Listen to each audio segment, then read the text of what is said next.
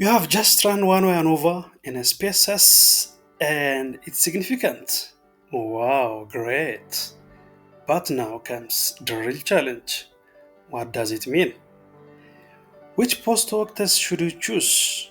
Tukey, Bonferroni, Games Howell, from a lot of options. What's the difference?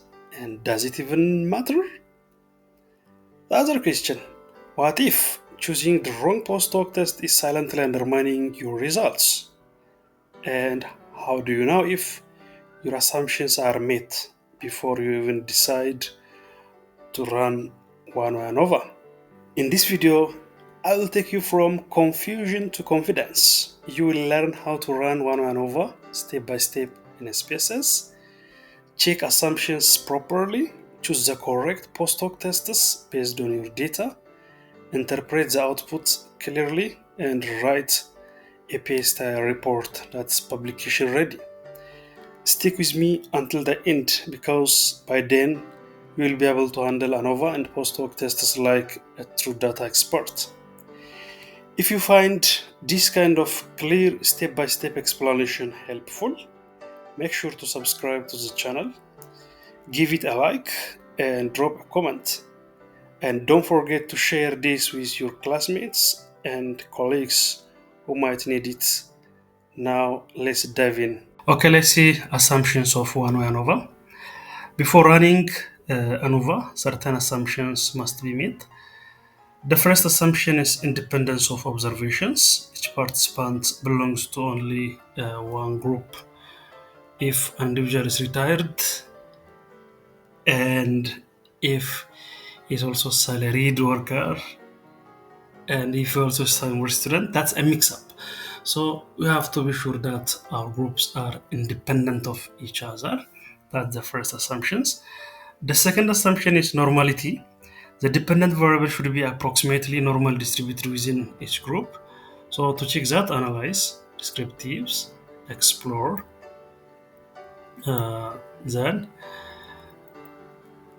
let's take ADHD as our dependent variable and bring occupation as a factor variable.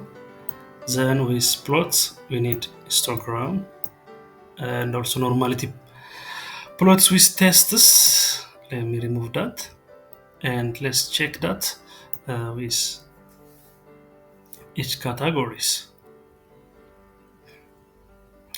Okay, here it is. For each category, there is mean and 5% trimmed mean. They are close. Skewness and kurtosis.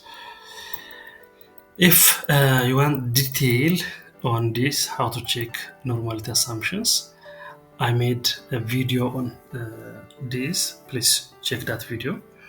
And let's see Kolmogorov-Smirnov and Shapiro-Wilks test. Almost for retired and school student, the p-value is greater than 0.05. Let's see also the graphs. For some groups, it satisfies, for some groups not. Okay, for salaried workers, it seems good. These two. Okay, QQ plot also seems good for retired, also for salaried workers. Okay, for school students, it's almost close to the line. And more students. So let's assume our normality assumption is met. And the third assumption is homogeneity of variance. To check homogeneity of variance, let's click on Analyze, Compare Means, and One-Way ANOVA. Yeah, then let's bring our dependent variable, ADHD here, and our factor variable or independent variable occupation. From the options here, there is homogeneity of variance test here. Let's click that and continue. Okay, let's check that.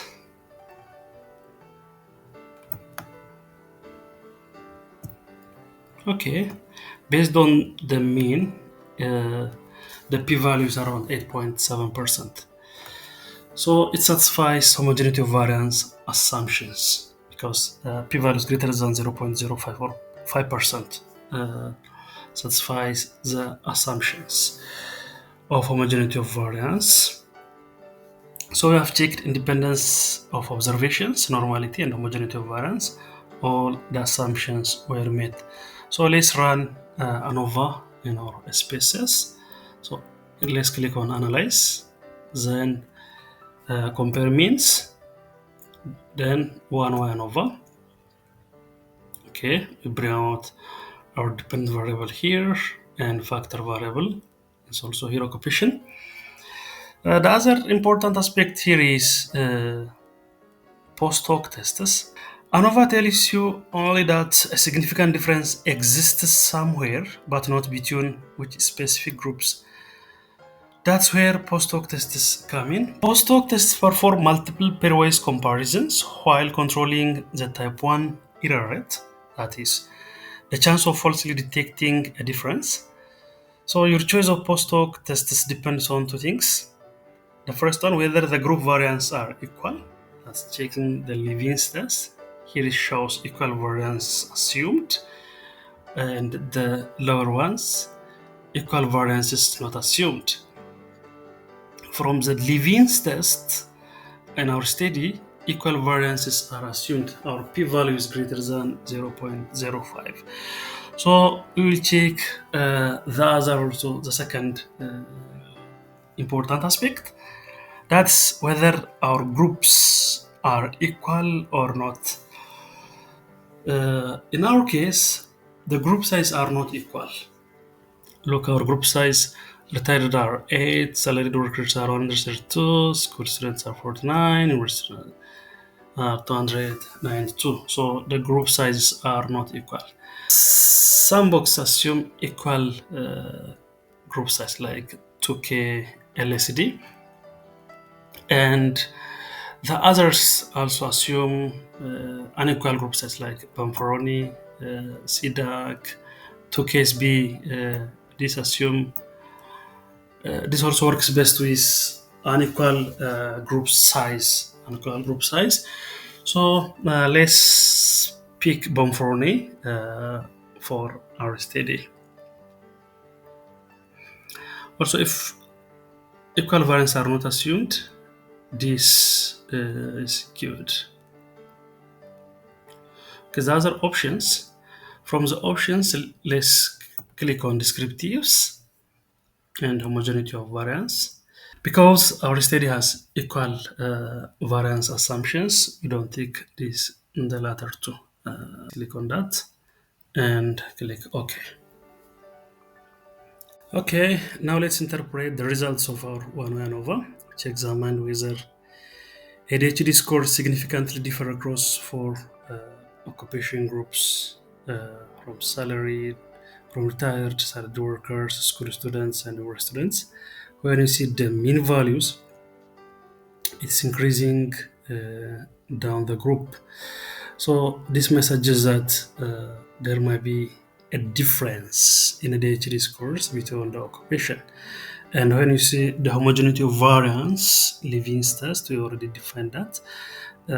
It satisfies the assumption of homogeneity of variance because the p-value is greater than 5%. And when we see the ANOVA table, the ANOVA table is statistically significant, indicates that at least one group from the occupation has statistically significant difference with ADHD scores. So ADHD scores has statistically significant difference at least in one group. So to prove which group has a difference, we did post hoc tests using Bonferroni corrections. So from here, see here occupation I, occupation J, and mean difference I minus J here. Standard error significance is p-value of Bonferroni corrected and 95% confidence interval for the mean difference. So from here, retired and salaried workers, the p-value is 1. That is no statistical significant difference here. We see there is statistically significant difference between university students and salaried workers. So this group has statistically significant difference. Yep.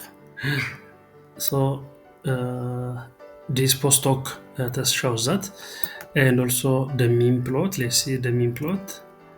Yeah, from the mean values, mean ADHD values from retired to university students, it's increasing.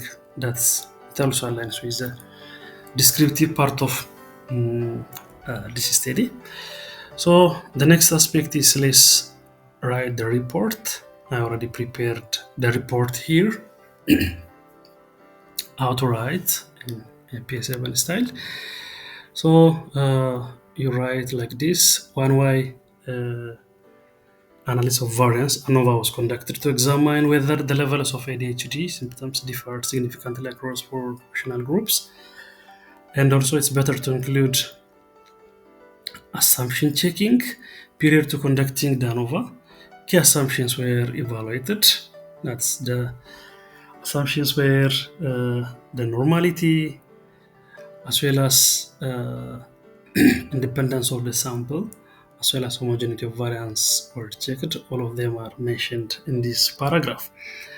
And the second paragraph talks about the ANOVA results and also the post hoc results. Here I brought a table, and also it's prepared in APA7 format, the ANOVA table, and also here is a post hoc comparison table and the graph of the mean value across occupation. In summary, our One-Way ANOVA revealed a significant effect of occupation on ADHD scores. Specifically, university students reported significantly higher ADHD scores compared to salaried workers. This suggests that academic demands or lifestyle factors associated with student life might contribute to elevated attention-related symptoms. If you find this video helpful, don't forget to subscribe to the channel for more data analysis tutorials. Like the video to support our work. Comment with your thoughts or questions.